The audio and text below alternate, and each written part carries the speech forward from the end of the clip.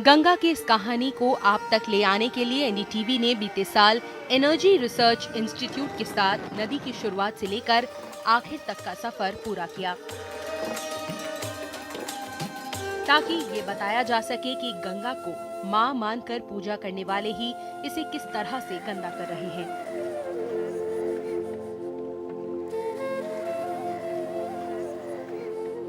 हमने कई अहम जगहों पर गंगा जल की जांच की, जिसके नतीजे दिल दहलाने वाले आए।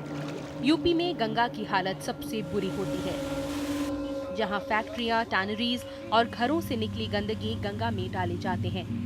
साथ ही हरिद्वार और कानपुर के बीच इसकी धारा का एक बड़ा हिस्सा मोड़ लिया जाता है।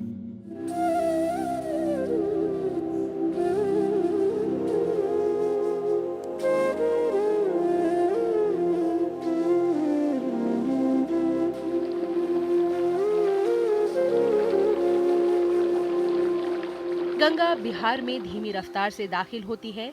कई बार पानी भी बहुत ज्यादा नहीं होता। ये हाल तब है जबकि उत्तर और दक्षिण बिहार से कई सहायक नदियां आकर गंगा में मिलती हैं। इनमें घाघरा, गंडक, कमला, बलान, बागमती, कोसी, महानंदा और सोन जैसी नदियां शामिल हैं। बिहार में बहुत कम उद्योग धंधे हैं। इस लिहाज से नदी को औद्योगिक कचरे से राहत मिलती है, लेकिन घरों से निकलने वाली गंदगी और कचरे को लेकर कोई कसर नहीं रह जाती। पटना इसके किनारे बसा है, पर लगता है नदी नाराज होकर इससे दूर जा रही है। कुछ जगहों पर तो ये कई किलोमीटर तक खिसक गई है।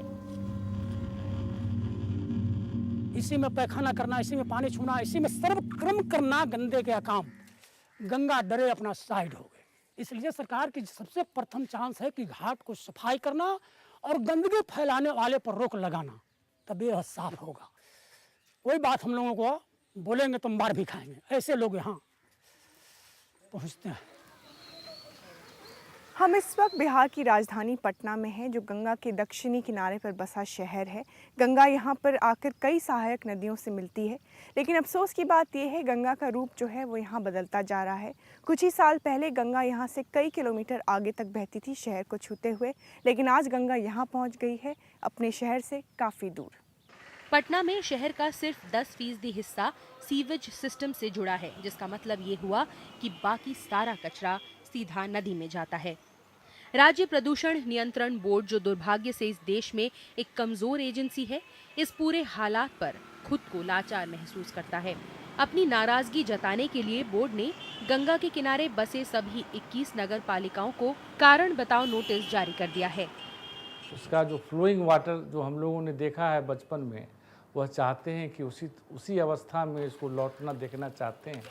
हमारा जो दायित्व है, उस दायित्व के निर्वहन के लिए हम लोगों ने बिहार सरकार के जो नोडल एजेंसी होते हैं, अर्बन डेवलपमेंट या नगर पालिका के जितने कमिश्नर हैं, उनको हम लोगों ने प्रपोज डायरेक्शन दिया है कि आप इसको शो कॉज किया है कि इसको आप बनाइए। अब गंगा के किनारे बसे शहरों में सीवेज ट्रीटमेंट प्लांट बिठाने की योजना पर काम चल रहा है। हमारी जांच में सामने आया कि पटना आते वक्त गंगा जल के प्रति 100 मिलीलीटर पानी में 604 एमपीएन कैलिफॉर्म होती है। ये कई तरह के बैक्टीरिया होते हैं जिनका स्तर 50 एमपीएन से ज्यादा नहीं होना चाहिए, और पटना छोड़ते वक्त ये स्तर 210 एमपीएन बढ़कर 814 एमपीएन हो जाता है। मल कैलिफॉर्म ऐसे बैक्टीरिया हैं जो अवशिष्ट पदार्थों से आते हैं। उनका स्तर पटना छोड़ते वक्त 14 होता है, जिससे कायदे से 0 होना चाहिए, क्योंकि मल कैलिफॉर्म की थोड़ी मात्रा भी टाइफॉइड, हैजा जैसी जानलेवा बीमारियां फैलाते हैं। गंगा के रास्ते बदलने की वजह कुछ लोग बहाव में कमी और गाद का जमाव बताते हैं, जब ठोस कचरे के बैठने की वजह से नदी की तली ऊंची हो जाती है। The deepest part, the center of the river, which should have been the deepest part of the river, that river bed is coming up and up, and gradually, as you look at so many places, it is seen as a flat river. The flat has come over. तो इसलिए main problem जो है ना वो silt management का है, और unless हम लोगों के पास सिल्ट मैनेजमेंट की कोई पॉलिसी नहीं होगी तो फिर ये प्रॉब्लम गंगा को बचाना मुश्किल होगा, क्योंकि नाउ इट इज़ जो अभी दिख रहा है, you must have seen Ganga, कि इसकी continuity is also being broken. इसकी वो अविरलता जिसको कहते हैं कंटिन्यूटी, वो नहीं है। फिर again due to this silt it leads to so many other problems also. हम इस वक्त गांधी सेतु पुल पर खड़े हैं। इसे गैमन इंडिया ने 1982 में बनाया था। ये पटना और हाजीपुर को जोड़ता है और यहाँ पटना में गंगा की विभिन्न प्रकार की समस्याएं, एक बहुत बड़ी समस्या है गाद की। जैसे कि आप देख सकते हैं गर्मी के मौसम में यहाँ पर बालू भर जाता है पानी के बीच में। लेकिन प्रदूषण के ऊंचे स्तर के बावजूद पटना की गंगा डॉल्फिन्स का बसेरा भी है, जिसे भारत की राष्ट्रीय जलीय जीव का दर्जा हासिल है। इसे पटना में गंगा के सबसे गहरे इलाकों में देखा जा सकता है।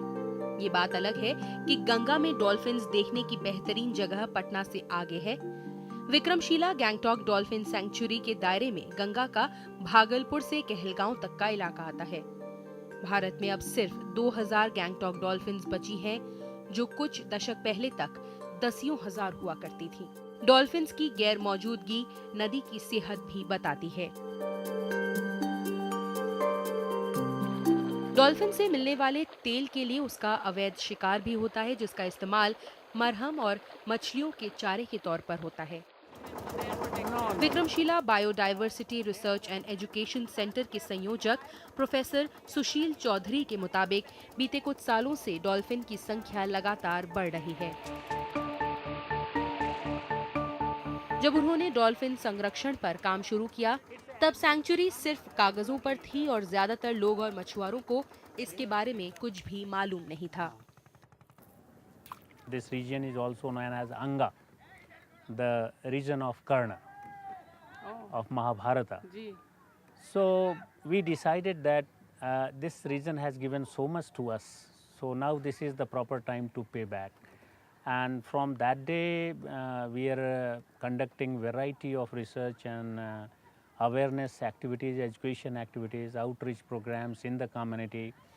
And as a result, the number of dolphins which were 95 to 98 in the year 1998, now the last survey which we have conducted in February this year, it is 233. We adopted so many novel methods of awareing the people, the local stakeholders. We demonstrated a street theatre in local dialect, and that helped us. We made the people, local stakeholders, farmers, fishermen, or the people by the river bank side, they were friendly to the dolphin as well as for the Ganga. So now what is happening, if you are telling them don't fish, your nets are detrimental, and if you seize the boats and nets of the fishermen, so now they are becoming against the sanctuary.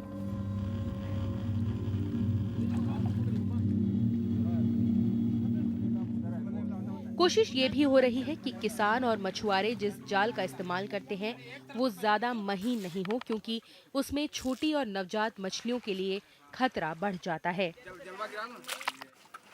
मच्छरदानी हम जो लगा करके हम लोग सोते हैं मच्छर के लिए परहेज करने के लिए, वो मच्छरदानी गंगा में चलाया जाता है। जब से ये मच्छरदानी 4-5 साल से मच्छरदानी जो चलना शुरू हुआ है, तब से सारे यहाँ पर करीब 5000 आबादी है मछुआ का, कागजी टोला कहलगांव में। ये लोग भूख मरने लगा, एक भी मछुआ का लाभ नहीं चल रहा, सब चला गया बाहर।